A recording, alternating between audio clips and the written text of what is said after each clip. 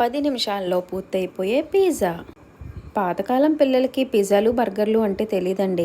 కానీ ఇప్పటి పిల్లలు బయటకు వెళ్తుంటే పిజ్జాలు బర్గర్లు అంటున్నారండి.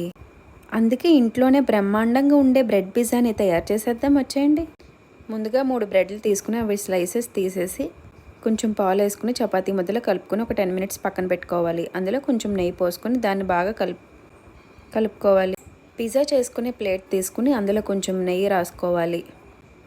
ఆ ప్లేట్లో ఈ బ్రెడ్ ముద్దని చక్కగా పిజ్జాలా ఒత్తుకోవాలి. అందులోనే రెడ్ చిల్లీ సాస్, కొంచెం టమాటో సాస్, కొంచెం మయోనీస్ వేసుకోవాలి. చీజ్ చిన్న చిన్న ముక్కలుగా కట్ చేసుకుని దాని మీద వేసుకోవాలి. ఆనియన్, క్యాప్సికమ్, టమాటా కూడా వేసుకోవాలి.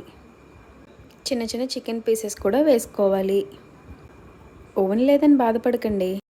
ఒక కడాయి పెట్టుకుని అందులో చిన్న ప్లేట్ పెట్టుకుని ఈ పిజ్జాని అందులో పెట్టుకొని మూత పెట్టుకోవాలి. అంతే, 10 మినిట్స్లో రెడీ.